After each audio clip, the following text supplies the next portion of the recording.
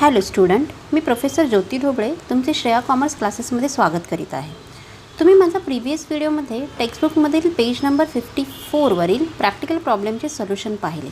त्यामध्ये मी तुम्हाला step by step problem कसा सॉल्व्ह करायचा हे समजावून सांगितले होते आणि ते तुम्हाला लक्षातही आले असेल. स्टुडंट, आज आपण टेक्स्टबुकमधील पेज नंबर 55वरील प्रॉब्लेम नंबर 2 सॉल्व्ह करून घेणार आहोत. लास्ट प्रॉब्लेमप्रमाणेच आपण स्टेप बाय स्टेप सॉल्व्ह करणार आहोत.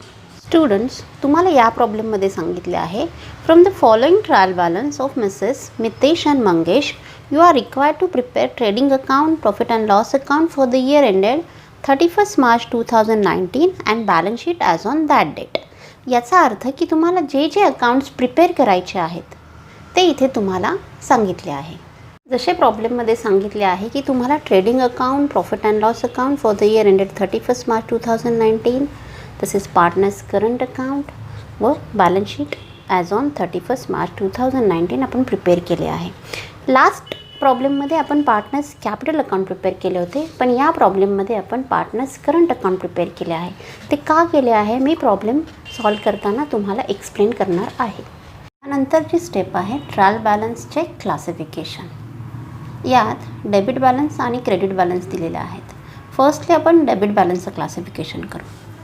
स्टॉक ॲज ऑन 1/4/2018 हा ओपनिंग स्टॉक आहे, त्यामुळे तो जाईल ट्रेडिंगला.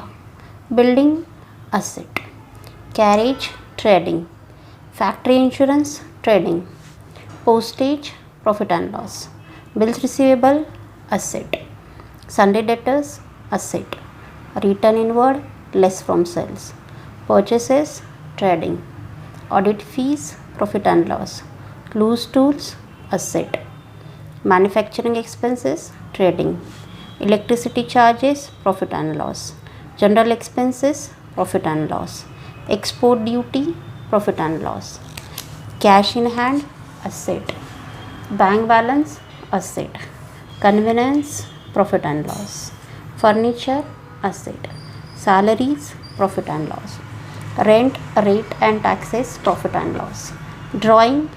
ड्रॉइंग दिले आहेत म्हणून ते पार्टनर्स करंट अकाउंटच्या डेबिटला येतील. त्यानंतर आहे क्रेडिट बॅलन्स. क्रेडिट बॅलन्समध्ये sundry creditors liability, sales trading, capital liabilities, outstanding salaries liabilities, bills payable liabilities, return outward less from purchases, current account. आता आपण या प्रॉब्लेममध्ये करंट अकाउंट ओपन केल्यामुळे हा बॅलन्स करंट अकाउंटला शो करावा लागेल आणि इथे जो पार्टनर्स कॅपिटल दिलेला आहे ते लायबिलिटीला शो होईल. यानंतरची स्टेप आहे ॲडजस्टमेंटचं मार्किंग. म्हणजे या ज्या 9 ॲडजस्टमेंट दिलेल्या आहेत त्यांचं मार्किंग हे त्याच्या स्पेसिफिक आयटमवर करावे लागेल. फर्स्ट ॲडजस्टमेंट आहे Mitesh and Mangesh are sharing profit and losses in the ratio 3:1. म्हणजे त्या 2 पार्टनरचा रेशो इथे सांगितला आहे. सेकंड ॲडजस्टमेंट आहे partners are entitled to get commission at 1% each on gross profit. याचा अर्थ ज्यावेळेस आपण ट्रेडिंग अकाउंट क्लोज करून ग्रॉस प्रॉफिट फाईंड करू त्यावेळेस त्या ग्रॉस प्रॉफिटच्या 1% हे पार्टनर्सला कमिशन द्यावं लागेल. थर्डली आहे the closing stock is valued at ₹23,700. He closing स्टॉकची ॲडजस्टमेंट ही डिरेक्टली होईल.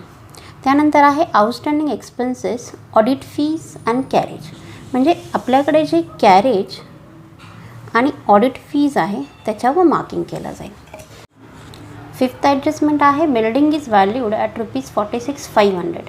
म्हणजे बिल्डिंगची व्हॅल्यू ही लास्टली 46,500 झाली, मग त्याचा इफेक्ट हा बिल्डिंगवर एक मार्किंग होईल. सिक्स्थ ॲडजस्टमेंट आहे फर्निचर इज डेप्रिसिएटेड बाय 5%. मग फर्निचरवर एक मार्किंग होईल. त्यानंतर आहे provide interest on partners capital at the rate of 2.5% per annum. He adjustment directly होईल त्यामुळे ती नंतर करायची. गुड्स ऑफ ₹900 वर taken by Mangesh for his personal use. Personal use असल्यामुळं त्याची ड्रॉइंग झाली आहे. याचा पण इफेक्ट डिरेक्टली पार्टनर्स कॅपिटलला दिला जाईल व एक ट्रेडिंगला दिलं जाईल. त्यानंतर 9th ॲडजस्टमेंट आहे write off ₹1,000 as bad debts and maintain RDD at 3% on debtors. म्हणजे ही जी ॲडजस्टमेंट आहे ही फुल डेटर्सवर आहे, म्हणून डेटर्स जे आहे त्याच्यावर आपले 2 स्टार होतील आणि त्याचा सेकंड इफेक्ट हा बॅड डेप्समध्ये दिला जाईल, पण इथे ट्रायल बॅलन्समध्ये बॅड डेप्स न दिल्यामुळे आपण तो डिरेक्टली देणार आहोत. ट्रायल बॅलन्समध्ये सर्व ॲडजस्टमेंटचे मार्किंग करून झाले आहे. यानंतरची नेक्स्ट स्टेप आहे या ट्रायल बॅलन्सचं पोस्टिंग हे त्यांच्या स्पेसिफिक अकाउंटला पोस्ट करणे. नेक्स्ट स्टेपनुसार ट्रायल बॅलन्सचं पोस्टिंग हे त्यांच्या स्पेसिफिक अकाउंटला करून झालेलं आहे. यानंतरची स्टेप आहे ॲडजस्टमेंट सॉल्विंग. फर्स्ट ॲडजस्टमेंट आहे Nitish and Mangesh are sharing profit and losses in the ratio 3:1. म्हणजे त्यांना जो नेट प्रॉफिट होणार आहे तो त्यांना या रेशोमध्ये डिस्ट्रीब्यूट करावा लागेल. त्यानंतर सेकंड आहे partners are entitled to get commission at 1% each on gross profit. म्हणजे ज्यावेळेस तुम्ही ग्रॉस प्रॉफिट फाइंड करणार आहात त्यातले 1% हे पार्टनर्सला कमिशन द्यायचे आहे. मग ही जी ॲडजस्टमेंट आहे ती आपण ग्रॉस प्रॉफिट फाइंड केल्यानंतर करूया. थर्ड ॲडजस्टमेंट आहे the closing stock is valued at ₹23,700. आता क्लोजिंग स्टॉकचा एक इफेक्ट जातो ट्रेडिंग अकाउंटच्या क्रेडिट साईडला व दुसरा इफेक्ट जातो बॅलन्स शीटच्या असेट साईडला. नेक्स्ट ॲडजस्टमेंट आहे outstanding expenses audit fees ₹400, carriage ₹600. आता तुम्हाला माहीतच आहे की आउटस्टँडिंग हे ॲड केले जाते म्हणून फर्स्ट इफेक्ट हा ऑडिट फीमध्ये ॲड होईल आणि कॅरेजचा पण इफेक्ट हा कॅरेजमध्ये ॲड होईल आणि सेकंड इफेक्ट हा लायबिलिटी साईडला शो केला जाईल. त्यानंतर ॲडजस्टमेंट आहे बिल्डिंग इज व्हॅल्यूड ॲट ₹46,500. म्हणजे ही जी बिल्डिंग होती त्याची जी व्हॅल्यू आहे ती 46,500 झाली.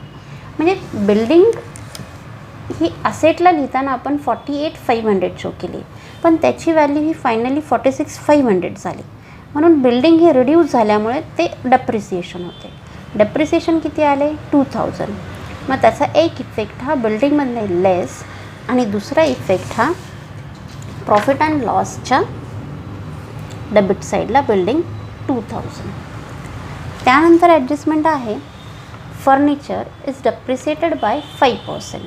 म्हणजे फर्निचरवर डेप्रिसिएशन चार्ज झालेला आहे 5%. मग याचा एक इफेक्ट हा फर्निचरमध्ये 5% लेस केला जाईल आणि सेकंड इफेक्ट हा सेम प्रॉफिट अँड लॉसच्या डेबिटला शो केला जाईल. नेक्स्ट ॲडजस्टमेंट आहे provide interest on partners capital at the rate of 2.5% per annum. याचा अर्थ की पार्टनर्सचे जे कॅपिटल आहे त्याच्यावर त्यांना 2.5% इंटरेस्ट चार्ज करायचा आहे. त्याची वर्किंग नोट आपण अशी शो करू शकतो. मितेशचं कॅपिटल आहे 1,50,000 आणि मंगेशचं कॅपिटल आहे 50,000. या 1,50,000वर 2.5% आले 3,750 आणि या 50,000 2.5% आले 1,250. याचे दोन इफेक्ट होतात. फर्स्ट इफेक्ट हा प्रॉफिट अँड लॉस अकाउंटच्या डेबिट साईडला शो होतो आणि दुसरा इफेक्ट हा पार्टनर्स करंट अकाउंटच्या क्रेडिट साईडला शो होतो. याचा फर्स्ट इफेक्ट हा प्रॉफिट अँड लॉसच्या डेबिटला to interest on partners capital म्हणून असे पोस्ट करावे लागेल आणि सेकंड इफेक्ट हा पार्टनर्स करंट अकाउंटच्या क्रेडिटला बाय इंटरेस्ट ऑन कॅपिटल हे त्यांच्या अकाउंटला पोस्ट केले जाईल. नेक्स्ट ॲडजस्टमेंट आहे गुड्स ऑफ ₹900 वर taken by Mangesh for his personal use. इथे पर्सनल यूज आल्यामुळे हे झाली मंगेशची ड्रॉईंग. म्हणून याचा एक इफेक्ट हा पार्टनर्स करंट अकाउंटच्या डेबिटला टू ड्रॉईंग म्हणून मंगेशच्या कॉलममध्ये 900 आणि सेकंड इफेक्ट हा ट्रेडिंग अकाउंटच्या क्रेडिटला by goods taken by Mangesh 900. Last adjustment आहे write off ₹1,000 as bad debts and maintain RDD at 3% on debtors. म्हणजे इथे डेटर्सवर दोन ॲडजस्टमेंट दिले आहेत. फर्स्ट आहे फर्दर बॅड डेट्स और न्यू बॅड डेट्स आणि सेकंड RDD फाईन करायचा. म्हणून याचा फर्स्ट इफेक्ट हा सनरी डेटर्समध्ये लेस फर्दर बॅड डेट्स म्हणून 1,000 आणि सेकंड इफेक्ट हा प्रॉफिट अँड लॉसच्या बॅड डेट्समध्ये ॲड होईल. पण ट्रायल बॅलन्समध्ये बॅड डेट्स नव्हते त्यामुळे आपण इथं नील लिहिले आहे. त्याच्यामध्ये ॲड फर्दर बॅड डेट्स हे 1,000 होतील. त्यानंतर सनरी डेटर्समधून फर्दर बॅड डेट्स मायनस करून जो बॅलन्स आला त्याच्यावर त्याला 3% RDD कॅल्क्युलेट करावा लागेल. मग तो 3% आलेला RDD आहे 1,536. हा या बॅलन्समधून लेस केला जाईल आणि सेकंड इफेक्ट इथे बॅड डेट्समध्ये ॲड होईल. या दोघांची टोटल ही आउटरला घेतली जाईल. आपल्या सर्व ॲडजस्टमेंट झालेल्या आहेत व त्यांचे इफेक्टही देऊन झालेले आहेत. यानंतरची स्टेप्स आहे ट्रेडिंग अकाउंट क्लोज करून ग्रॉस प्रॉफिट फाइंड करणे. ग्रॉस प्रॉफिट फाइंड करण्यासाठी ट्रेडिंग अकाउंट फर्स्टली क्लोज केले जाईल. ट्रेडिंग अकाउंटची क्रेडिट साईडची टोटल व डेबिट साईडची टोटल करून जी टोटल मोठी आहे ती आपण लिहितो. यामध्ये क्रेडिट साईडची टोटल ही 1,98,000 आलेली आहे. तर या 1,98,000मधनं डेबिटची टोटल जी 99,000 येते ती मायनस करून आपल्याला ग्रॉस प्रॉफिट फाइंड झाला आहे 99,000. हा ग्रॉस प्रॉफिट आपण प्रॉफिट अँड लॉसला ट्रान्सफर करू. आता आपल्या इथे ग्रॉस प्रॉफिट फाइंड झाला आहे. या ग्रॉस प्रॉफिट रिलेटेड आपली एक सेकंड ॲडजस्टमेंट पेंडिंग होती. ती ॲडजस्टमेंट अशी होती की partners are entitled to get commission at the rate of 1% on gross profit. याचा अर्थ जो ग्रॉस प्रॉफिट आला आहे त्याच्यावर आपल्याला 1% कमिशन चार्ज करायचं आहे.